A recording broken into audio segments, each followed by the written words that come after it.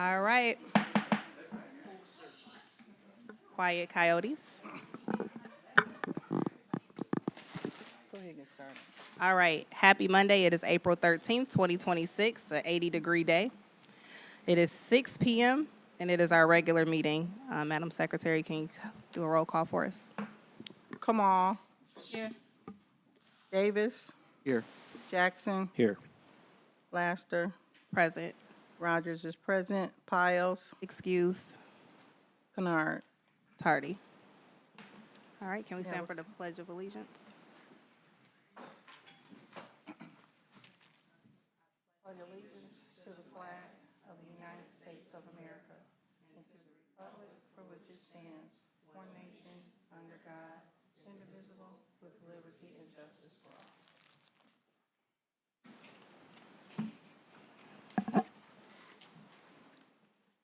All right, we are now at the acceptance of the agenda. Be it resolved that the Board of Education accepts the April 13th, 2026 meeting agenda as amended to change the presenter's name of the Education Element Strategic Plan to Kelly Freyheit and to remove action item 26013, bid award recommendation. It's been motioned by Laster, supported by Rogers. Any discussion? Roll call. Laster. Yes. Rogers is yes. Jackson. Yes. Davis. Yes. Kamal. Yes. Motion is approved. Thank you, Madam Secretary. We are now at public comment. Yeah.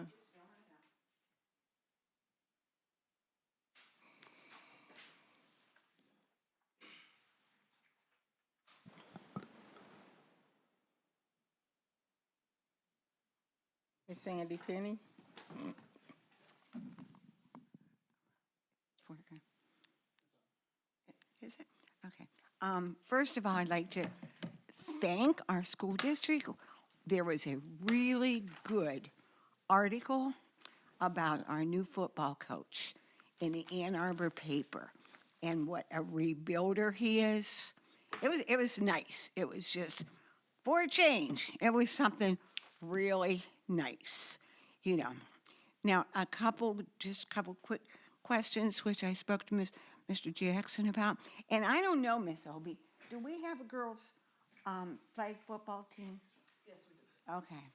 And then I'm interested in a boys' volleyball team because that's the big thing downriver now.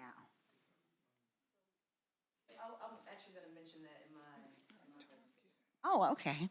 And then after the big game, which I guess there was only one big game, you know, yeah, I know, you know, one of these days it'll be scarlet and gray, you know. But anyway, now we're heading towards the Final Four in Detroit next year.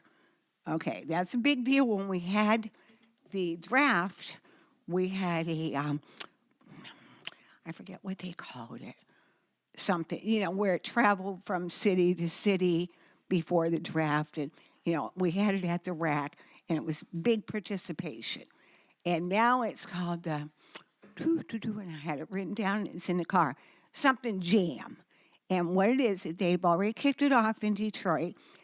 Michigan State will be hosting the Final Four, but as you know, it'll be downtown, you know. And but it will be traveling from city to city. I'm hoping that our city jumps in on that, and if they do, what city better to represent themselves than Romulus? For all the students we've had go on to play college ball, go on to play pro ball, nobody has that bragging rights. So if you hear about it, Dr. Edmondson from the city, jump on it, please. Thank you.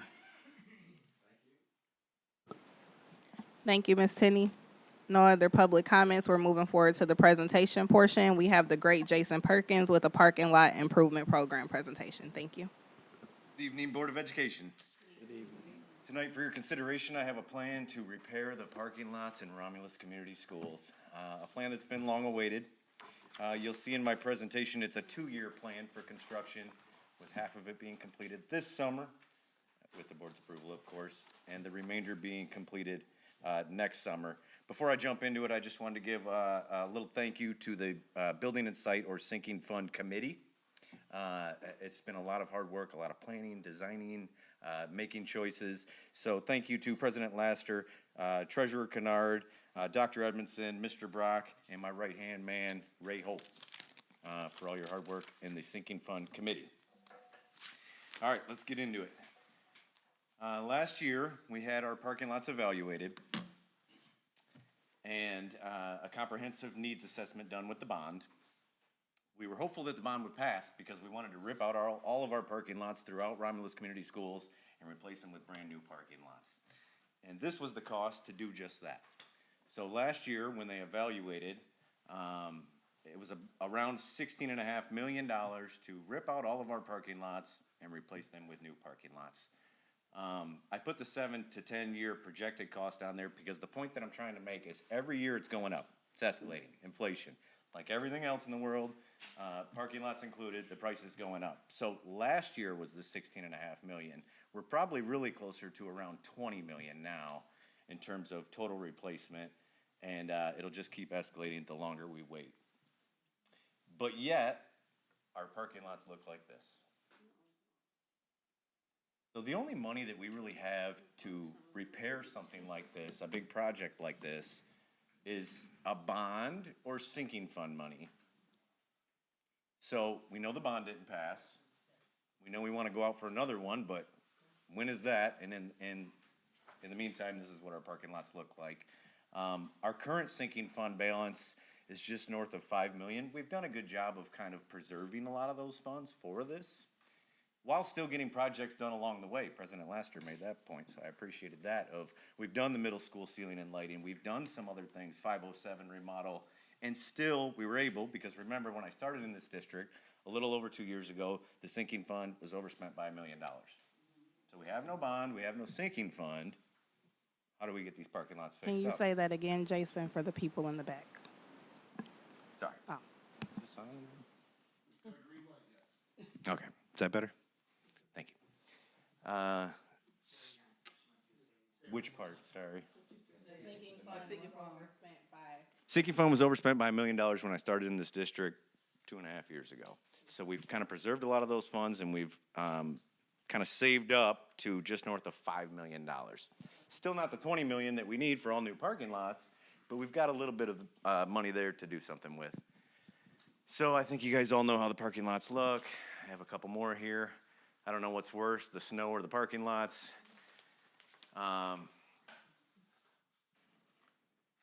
So what do we do? What do we do? I think I've got a plan to address the parking lots in this district.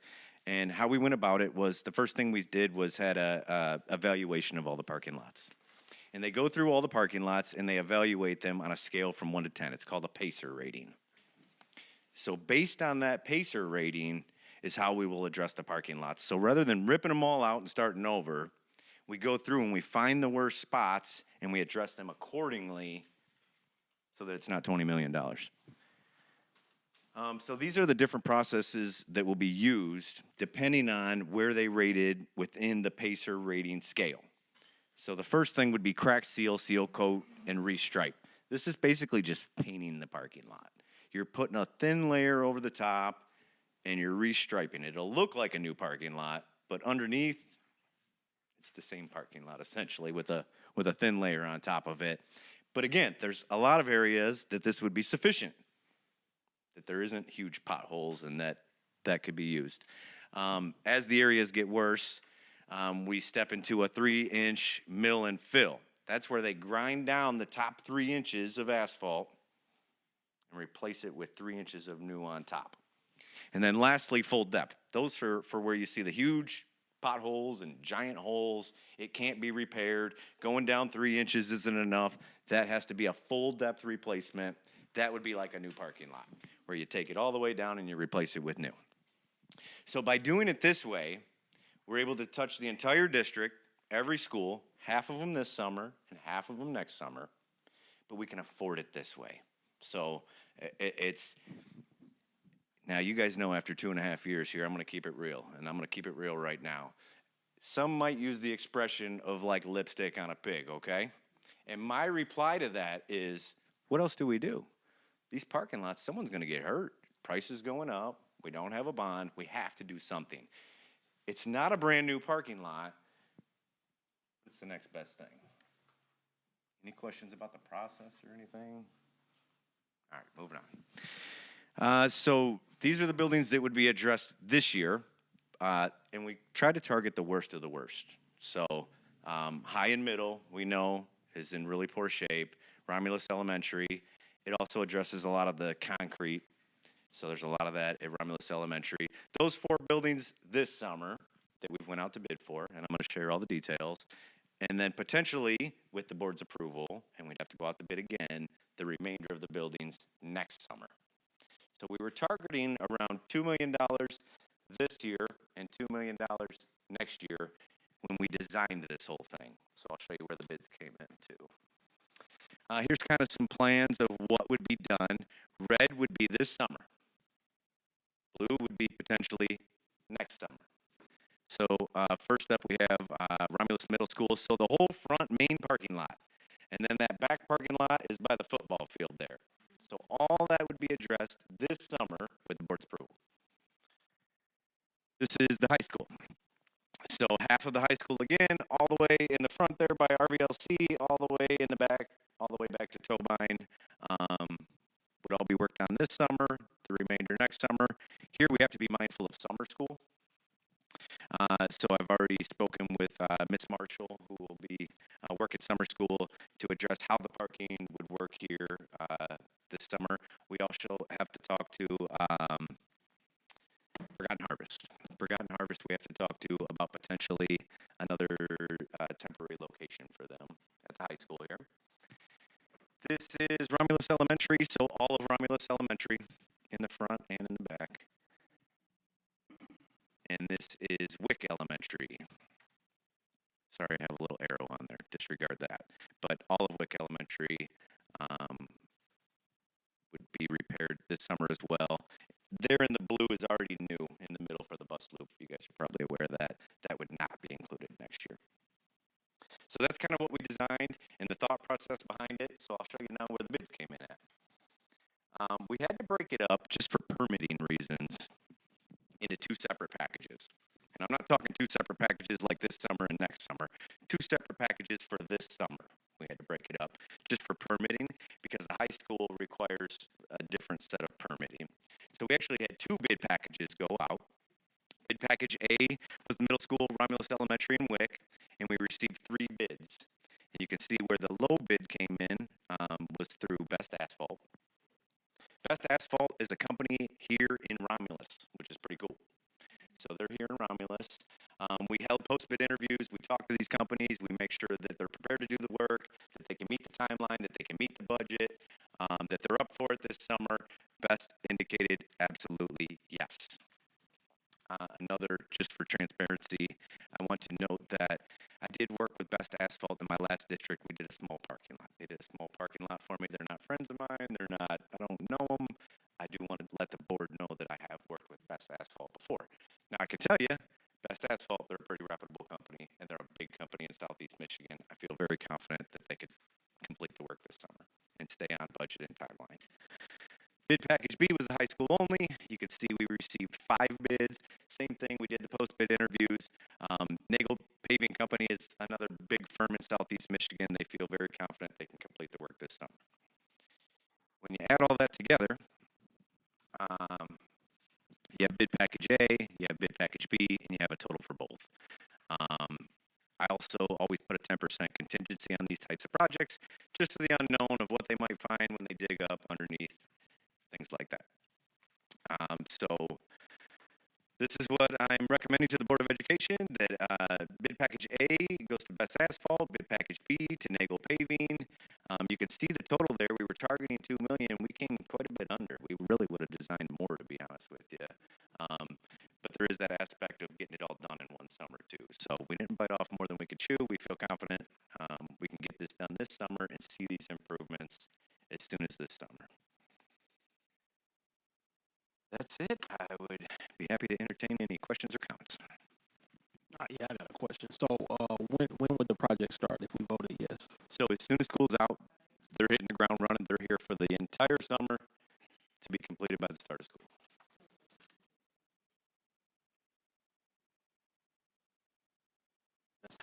Any other questions from the board? Thank you, Jason. Thank you, guys. Thank you for your consideration. Up next, we have an athletic update from AD Jerisha Obi.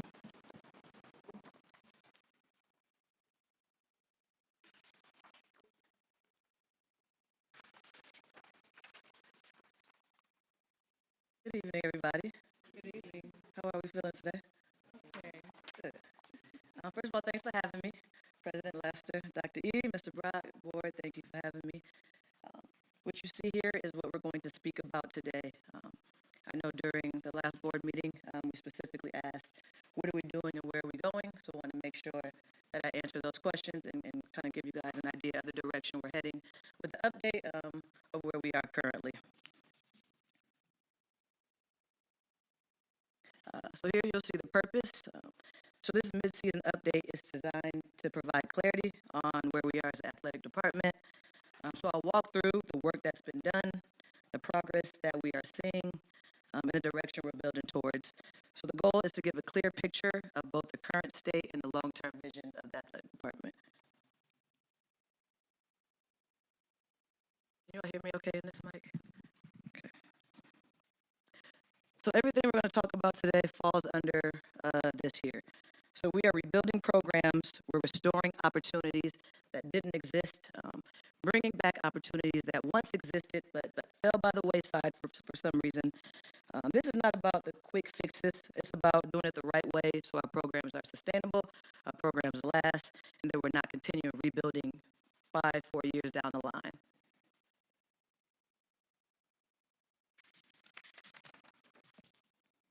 So program rebuild and expansion. So this is what rebuild looks like. So a couple examples, softball program was reestablished. We haven't had a softball program, as far as I've been told, 3-4 years, right? So now we currently have 17 players, a consistent group of young women who are loving it, having a blast. Baseball program, when I first got here, we did not have a baseball team. Currently we have 21 players for our baseball team. Before last year, actually the previous 2 years, the baseball team had to add girls here and there because they did not have enough to sustain the team. We are in our second year with our partnership with the Detroit Lions, so we do have girls flag football, 15 players. So this is an example of us expanding those opportunities, which is a direct impact on participation. And to make that happen, we had to be intentional about the coaches we bring in, about the hires, about everyone that's on board with what we're trying to do with the department. So strategic hiring, Romulus first. So this wasn't about filling positions. It was about bringing in people connected to the kids, connected to the community. For instance, our track coach, most recently hired, he coached kids from Romulus before he got to Romulus. So he takes part in, we'll call it a youth league, to where some of our Romulus track members currently run for him. Our baseball coach, long-term Romulus guys, assistant coaches, Keith Brothers, Whitfield, Patterson, went to school at Romulus. I believe he put 1988, not to tell you age here in public, but he taught some of our current coaches, right? So when we talk about bringing coaches that are from Romulus, community people, I think we're doing a great job of that. Softball coach, she is a current teacher right now at Romulus. Golf coach, soccer coaches are current teachers right now at Romulus, and they have relationships with these student athletes. So if our issue are numbers, they have done a great job of bringing in students and programs that didn't exist previously. Coach Cofield, or Rodney Cofield, Officer Cofield here, as you see, he's coaching our flag football team for our young ladies. He coaches at another football program, but he is coaching our flag girls.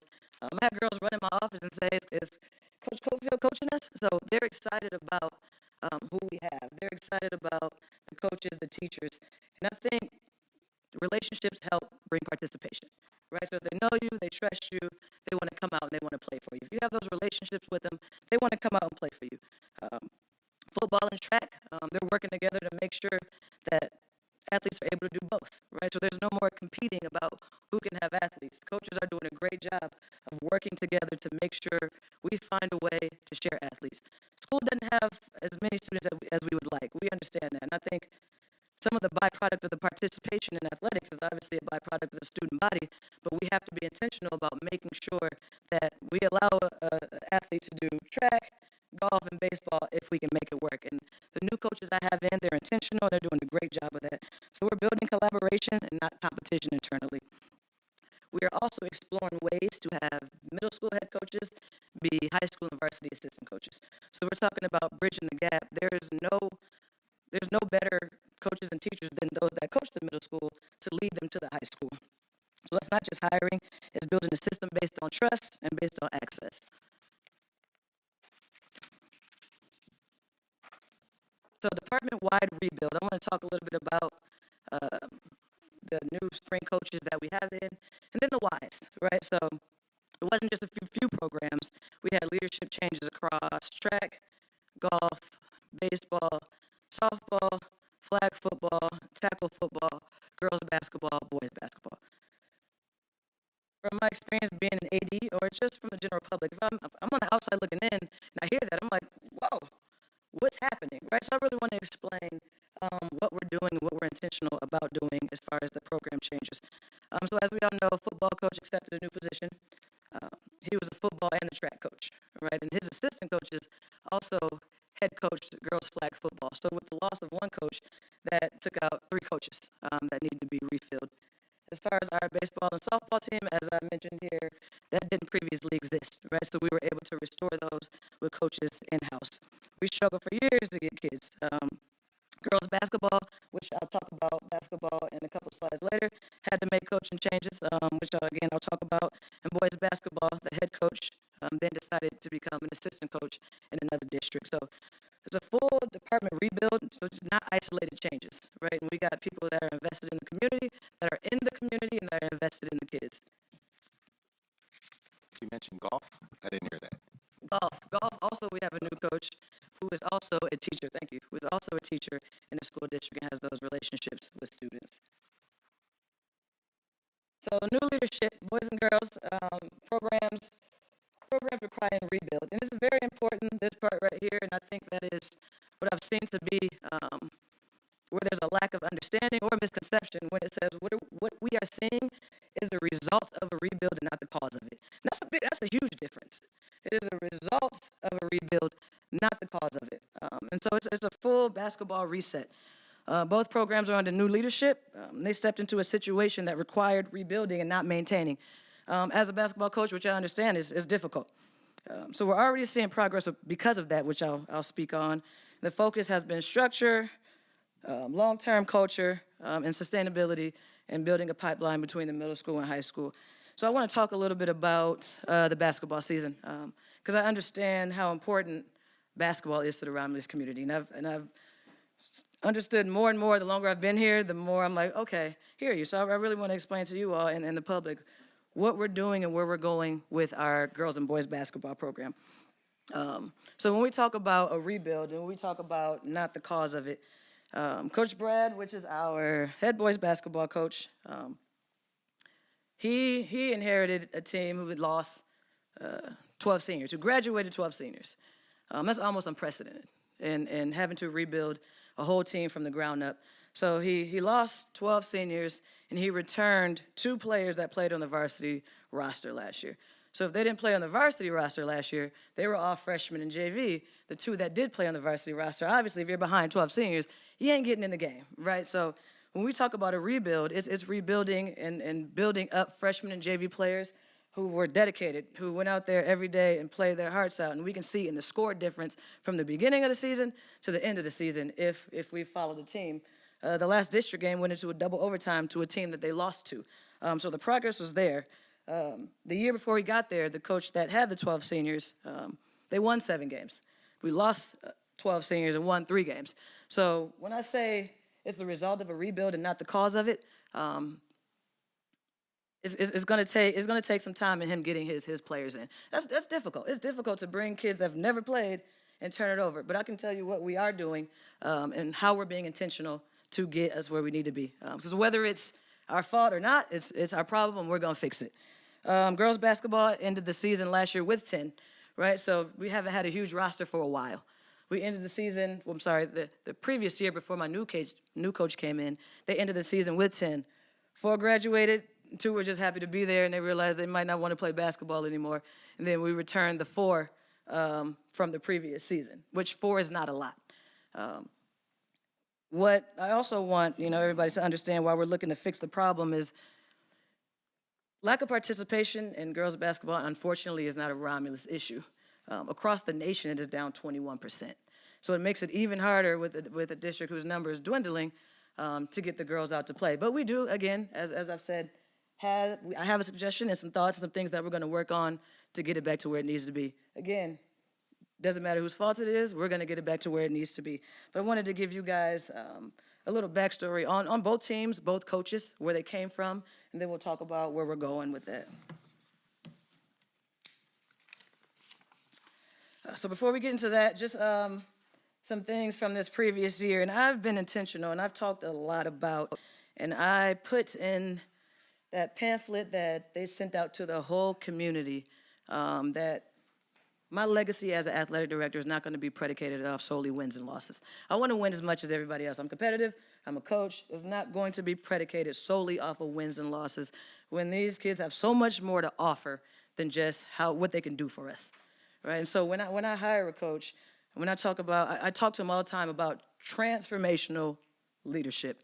And unfortunately, what I've heard a lot about is transactional. What I've seen in the stands is transactional. So transactional is if we're not winning, I'm not going to come support. Right, and so if I'm preaching to my coaches about transformational leadership, that is valuing you for what you can do and for who you are as a person and not just for what you can give us on the scoreboard. And so there's a lot of great things going on in the district. We started our Scholar Athlete Lunch, right, so I wanted to make sure that we tell those student athletes with a 3.5 and higher that we see you and we appreciate you because it's hard to do. So they have the expectation of going to practice, going to lift, going to study hall, and then still coming out there and respecting wins from them. So if anybody's been a student athlete here, you understand that the expectation is 10 times higher. So we were intentional about saying thank you. We ate in the Eagle's Nest. We had a great time. Team GPA recognition. So those teams that have a GPA, team GPA 3.0 or higher, doesn't take much out of us to do a pizza party. We sit in my office, we do a pizza party. Great job as a team. We appreciate you. Again, the intention is making sure you know that you're valued not just because you're a student athlete, but the type of person you are, the type of student you are. Embrace Sports Partnership. We brought in a nonprofit group that will do leadership training. They've piloted with the boys basketball team and just getting them together and talking to them about what it means to be a leader and just providing some of those skills that can carry on to the court. So that's the mentor and leadership development. And then the snack and dinner program mandated it for my coaches that we're going to have them stay around for 7 hours. We got to feed them. Let's take care of our kids. Let's take care of our people.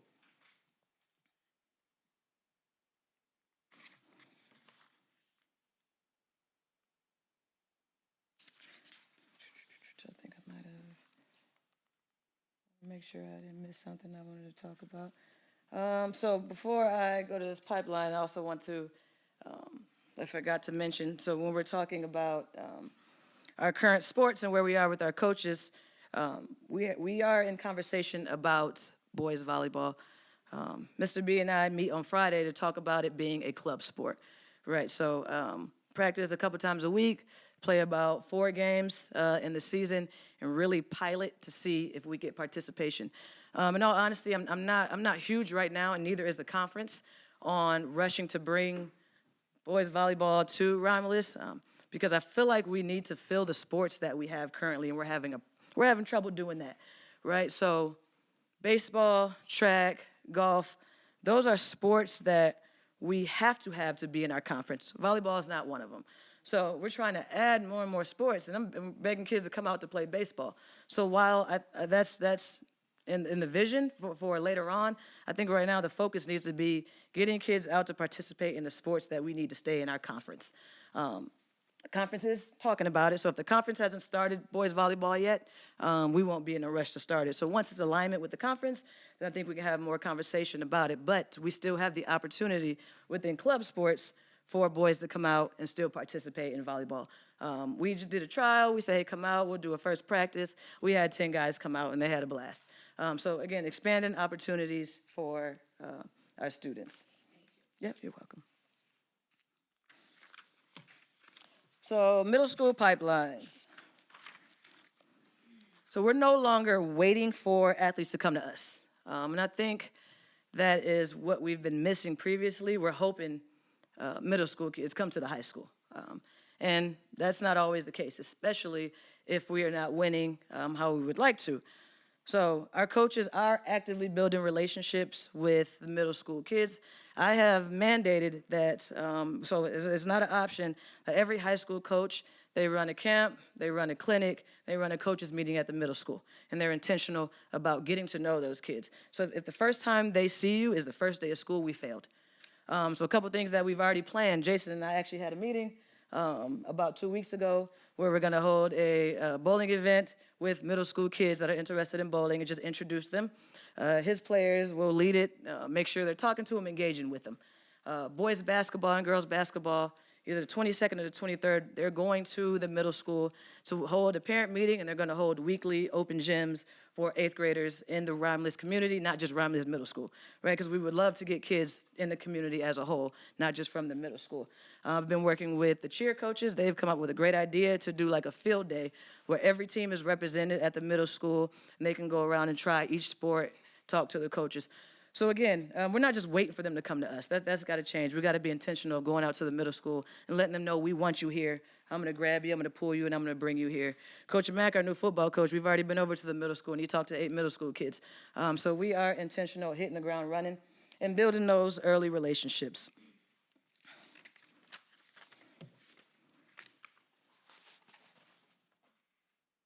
All right, communication transparency.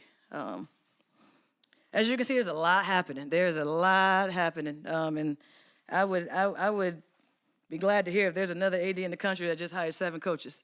I highly doubt it. Well, that's my job. I signed up for it, and I love it. But my goal, though, my goal, within the chaos, right, is to work to provide accurate, verified, finalized information.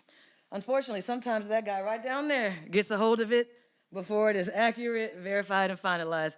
We'd be surprised how many times a week. I just had a conversation with the administrator in the school, and he called me in a panic. Facebook. I said, it's not true. It's not true.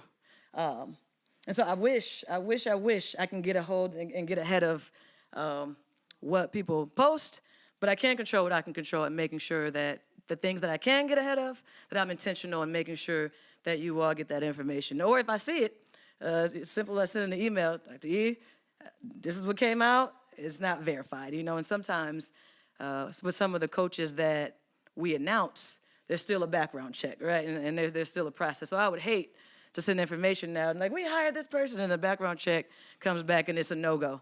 So when I say verified and finalized, some of my holdup has been making sure that the ink dries, we cross our T's and we dot our I's before you know, sending that information out. But moving forward, there are some things I can control in that, right? As we look to be better, that's the goal, is I will make sure that you all receive preseason and end-of-season reports, right? So we know what's going on at the start of the season, what we're looking forward to, and at the end of the season, we know how the season wrapped up, to include GPAs, awards, accolades, changes within the program, again, before the season and the end of the season. In addition, receive updates as major decisions are finalized. So me finding a way to at least, even if the ink is not dry, something as simple as, hey, heads up, this is in the works, right? So if those questions are asked, you've already been pinged, and you're like, hey, we're working on it, just chill. So coaching hires, programs additions, key initiatives, I will work to be intentional about getting those out. And again, I'm only gonna control what I can control, but I can't control the ways that you receive and when you receive information. So where are we going? The goal is not short-term success. Rebuilding is hard, you know, and I'm still understanding the Romulus community, right? Which, you know, I'm having a blast doing it. I'm still understanding the Romulus community. But I think that the intention behind who we have brought, the coaches that we have, I am more than certain that long-term sustainability will not be an issue. Again, it's about the people. It's about the people. It's about the people. I don't want us to go back to where we were 12 years ago, right? That's not gonna happen. 2011 and Nate Oat days are long gone, and that's okay, right? But I think we can build the new Romulus, and I think we have the people in place, the support in place, we have the plan in place, and I think we're gonna be proud of what we see moving forward. And again, all I can ask for is support, communication, patience, great support from Dr. E and Mr. Brock, and continue to show up. Continue to show up in spite of. Gracias.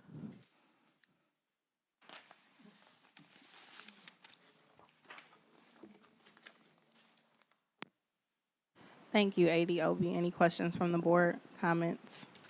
Yeah, more of a comment. How you doing? I'm Trustee Jackson. So, like, I noticed you mentioned the pipeline, and you mentioned the pipeline starting with the 8th graders, right? But if we truly want to build a pipeline, we should be starting with the 6th graders because we should want them to already have in their mind, I want to go to the high school. I want to be a part of these athletics. I want to stay in the community, right? So when you think about a pipeline, if your coach go and just talk, and this is nothing against you, right?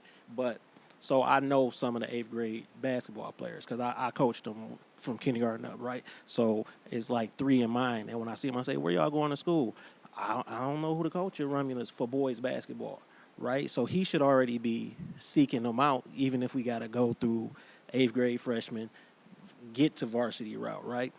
But if he don't know them till yesterday, we already lost them. And that's the problem we're seeing. So when we see the better basketball players from last year go to the choice schools that they go to, right? We already lost them. They don't know who the coach is. Even with the girls, we already had lost them. They didn't know who the coach was. I'm not putting blame on nobody, but the coaches have to be active with the players because that's how the other schools get them. So when I'm talking about a 6th grader, the girls coach had already knew we got to go support them 6th graders because y'all got some of the best 7th graders in the area, right? I coached 6th and 7th grade basketball at another school. Like, y'all, we couldn't touch y'all, right? But I still got the pride because I'm on the Romulus school board, right? But what I'm saying is if Sierra don't know about them, they got the potential to come where I'm going to be, right? So we got to open that pipeline up, not just the 8th grade. It got to start, whatever we consider middle school, it got to start a year before that. So they can have the pride to want to come. I see a lot of opportunity in the growth, girls flag football. That's going to be like the biggest sport in the next 5 years, right? If we get in early, if we win 5 games. It's never been done. Right? So if it's never been done and we setting these precedents, because when I'm in other school districts, I hear girls talking about flag football. I've never heard that in my life, right? Just like the boys volleyball, right? Even though it's not required, you said 10 people showed up, that's a plus because that means it's a lot of people interested in that. We have to become the destination for these places. The last thing we want is like in 5 years, the best boys volleyball player to go to the Olympics and he live on Orchard Street, but he went to Summit, right? Can't disagree. Right. Disagree. So it's just we getting on them early. We just got to stay on them early, build the relationship. The pipeline has to start earlier. That's the pipeline. We want at the beginning of the pipeline to see you through the pipe, and we got to make sure our coaches are familiar with you also with how to get the kids to the next level after high school, because that's a big thing. They want to know, if I go here, will I be able to go to college starting at the lower level? Yep. I want to go to college. I don't want to have to pay as much. That's the number one thing. Wins and losses don't matter if our coaches can get that skill of, yeah, we might have not won a state championship, but I got 10 people getting after secondary education. So we have to make sure that that's in play for the coaches too. So Yeah, I completely agree. And there's nobody better to tell a kid how to get to the college level than me. being a 17-year college basketball coach at the Division I and II level and AI level. So I think that's a big plus that we have, because I can personally walk you through where you need to go, no matter what division you need to see, which we've done. We most recently had a football player signed to Medina University, which is where I just came from. I just seen Yep, that. yep. Yeah. So we're intentional about. I've talked to soccer players, golf players about this is what it takes to be at the next level. Again, which I think is something that a lot don't have. I personally know that process, and then I definitely agree with getting the coaches to the middle schools now, which is a big reason, the only reason why I've mandated that, and not giving my coaches an option. Myself and Coach Sierra, the girls basketball coach, sat in the locker room during a middle school basketball game, personally introduced ourselves and made sure we'll be back. So we have to your point, make sure we consistently come back. And yes, it starts at the 6th grade. I think we had a great elementary school tournament or elementary school league that we started. So where I walk around the games and I have fifth graders, 4th graders. They're like, "Hey, Miss Sophie," I'm like, "How do you?" Because of that league. So that's something that we're also working on. I would love to expand that outside of just basketball, which is something that we're also talking about. So, and that league is going to be reoccurring. And again, I think that was awesome. I had the boys basketball coach and players help with that league, and so we're going to continue to expand that. But we will be in the middle school. We will be intentional. We have a plan for it, and I'm going to make sure that we're there. And like you said, personally grab them and bring them here. Oh, that's one thing I want to say too, right? With the pipeline, right? I think it should be like mandatory. Like if you play sports in the middle school and vice versa, you have to help out at the next level. So they should be working the concession stands, right, at a basketball game, right? The boys basketball team should be working with the boys basketball team. That's who should be down there sweeping the floor. The high schoolers participating with the middle school, because that show the players that, like, this is a real, like, structure that we want to be a part of, right?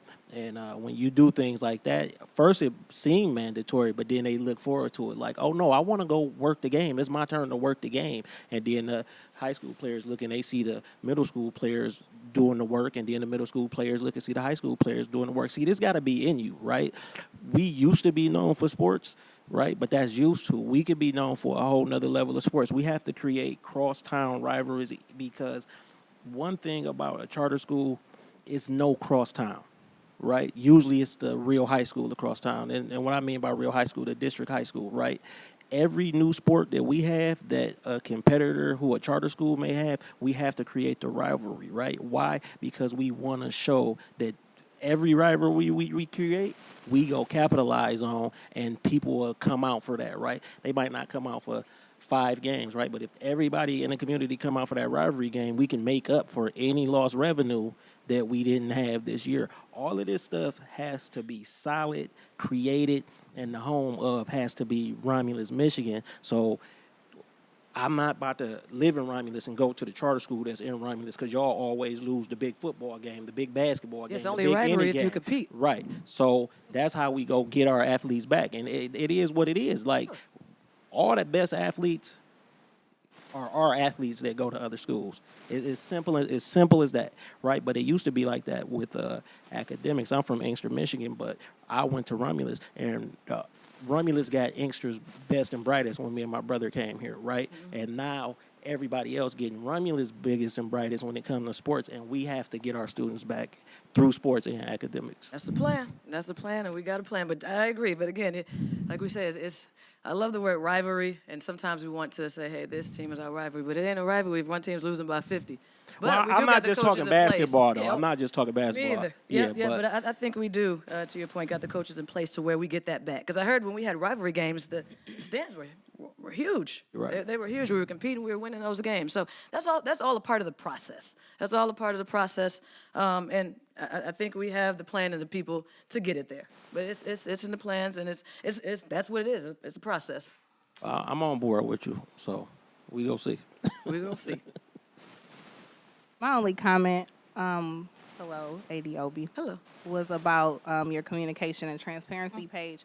Just like seeing more on the Facebook, like I don't know if we can have a Facebook page and we put out our own stuff, or just seeing things that we can repost as board members and community members. So like, oh, you're saying that we already put this out. So, you know what I'm saying? We get ahead of the curve and put out what we're doing. And it would be nice to see like profiles on the coaches, like their pictures and just things of that sort. So just my little 2 cents. Thank you. Well, thank you for that, and I don't disagree. I have a meeting with Mike Ellis tomorrow to go over some marketing, because I think that's a great point. So I appreciate that, receive that.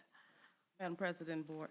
First, thank you very much for coming before us. Thank you for having Very me. clear presentation, but I have a question for those who may not be aware, because we had some conversations years later, so just for clarification, what's the GPA for an athlete, for a student to be an athlete at Romulus Community Schools? Is it 2.0, or what is? Yep, the expectation, MHSAA says they have to pass 66% of their classes. Romulus is 2.0, 2.0, okay.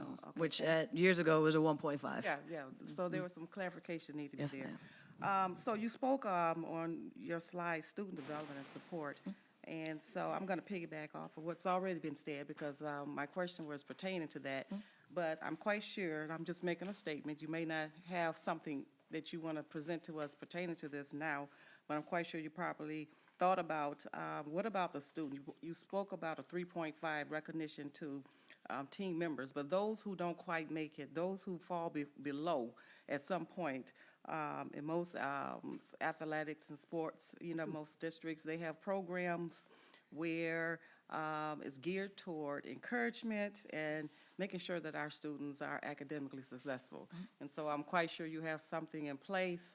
At some point, I would like to hear what that may be. You don't have to go into that right now, but we need to have a plan, if not, to strengthen that area, or if develop that, so that we're making sure that all of our students who is in athletics are successful while they're here, and then they're able to compete when they leave. Yes, ma'am, absolutely. So through the school, we had an after-school tutoring program, which I believe 2 weeks ago we ended up getting rid of. But while we had that program, it was mandated that each team, I made the schedule myself, to attend that study hall at least 3 times a week. Unfortunately, I got some backlash for those that were great students, so I had to frame it as this is not a punishment, right? You don't only study when you have bad grades, but this is an opportunity for you to get extra help and get with your teammates. Like I said, unfortunately, that program was recently folded, so I am trying to be and looking in ways to bring that back while working around that schedule. Unfortunately, our high school student athletes have to practice right after school, right? Because they go home, there's no coming back. So they have to practice. Most of them practice at 2:30, school gets out at 2:04, and that bus comes at 5. So I'm trying to be intentional about working out that schedule, even if it means, say, Coach, you don't practice once a week, or you move practice back an hour, and bringing that back. So I'm thinking about how to bring that Working on back, it. and I'll make sure next time I'm before you, talk about what I've done since this conversation. All right, thank you. Yes, ma'am. Any other questions or comments? Just want to say thank you, and I appreciate you. To my wonderful trustee here, you heard what they said, right? There's no rivalry if you can't compete. So dodgeball next year, just saying, we already know it. I showed them footage. Everybody saw the board. You saw that footage. Who got their shot off first in dodgeball? We did. But thank you so much. I appreciate it. Just what I need is communication. That's it. I mean, and sometimes it is hard to get a phone call from somebody in the district that has some information, and I'm like, what? Like, how did I not know? Like, and you're still new. This is not an indictment on you or anyone else. Superintendent needs to know that everything that goes on, it's a 24/7 job, just like yours is. So just keep me posted on what's going on, and then, you can get the other people, calm them down. You did a good job of calming folks down because they were, and you didn't discuss that, but the conference has changed a little bit. I didn't know if you were going to say that, and we don't need to, but just based on your enrollment. Based on your enrollment, she turns it in factually, and your conference can change up, down, however you see it, based on your enrollment. So there have been some changes. She did put that out there, and I did give you kudos on your last thing. I thought it was a lot, but I like what you wrote. And, coming from somebody who likes to write a lot, listen, people can never say that you didn't give it to them. That's the important thing. They can't ever say that you didn't give it to them. But as the AD, I'd like to see that. And I'd like to see you more so, not just in the high school, like to see it when I go into schools, kids know who I am. Not because I just come with some position. It's because I have presence. I let kids know I'm here, this is what I'm doing. I'm going to ask you questions. I'm going to engage you. Just try it. Just try it and do it more often where kids know when they say your name and you're in a store, you've arrived when kids say that to you. Thank you for your presentation. It's very thorough. Have a wonderful day. Thank you. Thank you all. Thank you. Next up, we have a presentation from Education Elements for the Strategic Plan by Kelly Freiheit.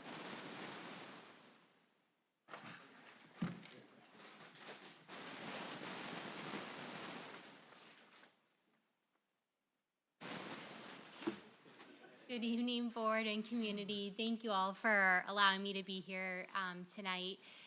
My goal for today's conversation is I know that you all are in the process of figuring out how you might go about your next strategic plan and would love to be considered as someone that may be able to bring that value to your community. A little bit about who I am. I actually live in Charlotte, North Carolina. And had the honor of giving a quick phone call to Eve the other day and said I'd be here to give the presentation. What I wanted to share is what I am committed to within the communities I've worked with. I started within the organization over 10 years ago as a consultant, and then through that process have been the one to help support and develop strong partnerships. So with that, I think the word strategic plan can sometimes get misrepresented in communities. And so wanted to just be pretty clear of what this approach looks like for us as an organization. When we are working with our communities we get to serve with, we are leveraging the community members to help craft what that looks like. And I'm going to share a little bit later how that process looks when you partner with Education Elements. But I like to compare this to an MTSS model at the academic level. We would spend some time diagnosing what your community is asking for. So as I was listening to the presentation prior, hearing what your community wants with sports and how we know that engaging students in that is going to retain the talent and also the enrollment within your district would be something to consider. As we continue to think through what that will look like, we would build the systems, and not only that, come back to how are we communicating and clearly articulating those goals to the community that we have. I just wanted to share, because I think strategic planning over the last few years has shifted in terms of why people and districts are doing them. And one of the big things we're seeing with the district partners we partner with is this pressure of funding. I think the other piece is because of the shift of enrollment within our communities, we're looking for opportunities to be more laser focused. And so I share this with the community because I think it's important that when districts decide to move forward with the strategic plan, they know the why behind why they're doing it as a group.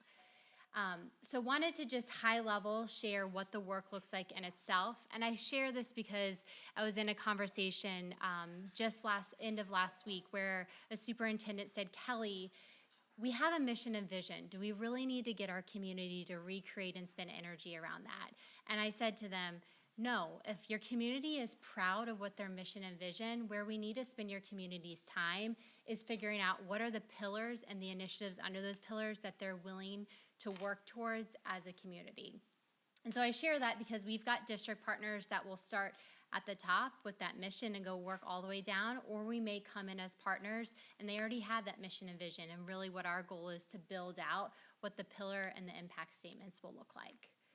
So a peek of what this looks like when you get a chance to partner with us is we support with 4 phases of work, starting with the plan and align, which is really building the governance structure of identifying who within the community needs to be at the table on a regular basis.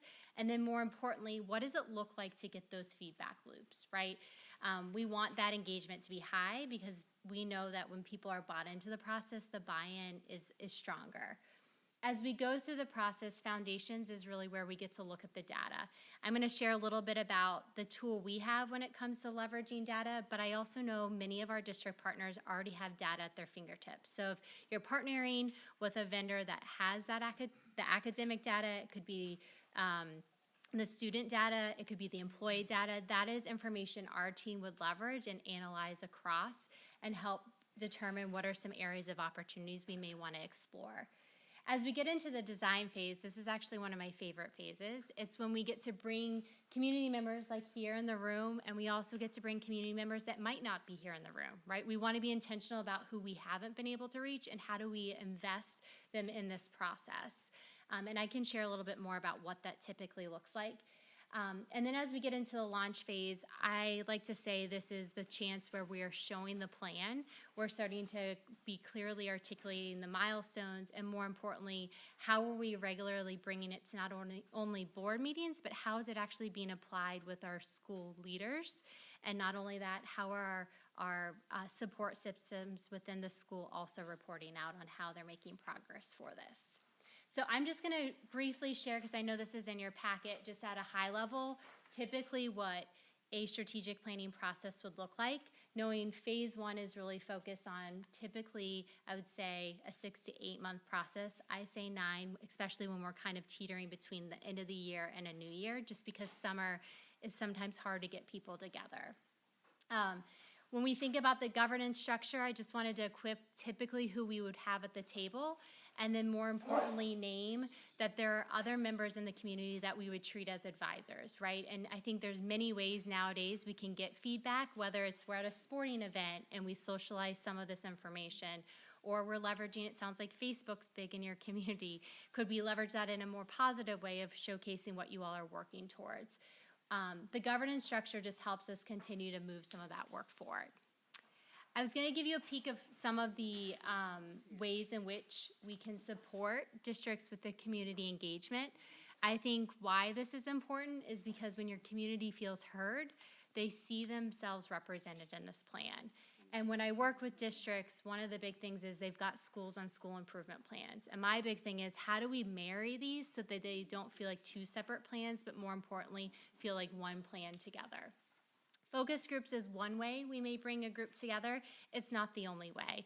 And I think you all, as a community, know what's the best way to engage with your community, and our team would help advise of what that might look like. The survey tool we typically use when a district does not have a survey tool at play is our data triangle, and just wanted to clearly represent whose voices would be within that survey. If your district already leverages a tool, whether it's in-house or it's someone you use outside, this could be an opportunity where we actually look at the data and we help you unpack it. But our data triangle has a base of over 20 years of data. We're able to use it for benchmarking, which I think is where a lot of our districts are using us now, is how do they compare to other districts of their size, and more importantly, districts that are within 1 year or 2 years of their strat plan. It represents not only student voice, but also that family piece, and then more importantly, how are we getting the voices of our leaders in schools? Wanted to leave this with you all as we think about the measurement metrics, and that's really where we get to the design phase. We're really thinking about how can we have fidelity against our metrics, effectively look at how they're being played out, and then more importantly, see the impact we're having. This is just an example of a slide that we would bring to a design session. I think before we ask the community to partake in helping to create those metrics, it's really important that we're all aligned on the same language. So just wanted to give you a sneak peek of some of that information. And then this is a piece of just around the levels of implementation. As we think about whether it's a 3 or 5 year plan, I think it's really important to be able to clearly articulate to a community, where is that initiative in the process? There may be some initiatives that you all think of that are more in the planning process, but you can't execute on them for another 3 to 4 years, just based on the needs that you already have established as a district. So it's important to be able to articulate. I think messaging came up earlier in communication. This is where the part of the launch phase is really critical, so that people understand what you're prioritizing as a district. So I wanted to just leave you with a few examples across the country of who we've supported. I know in the digital copy you can actually click on them. I think more importantly, what I would encourage you all to think about is, what's that whole picture, right? At the end of the day, developing the plan is a lot of work, but I think the work really happens when we start to get to the implementation plan of all the work. And so just wanted to clearly articulate what that typically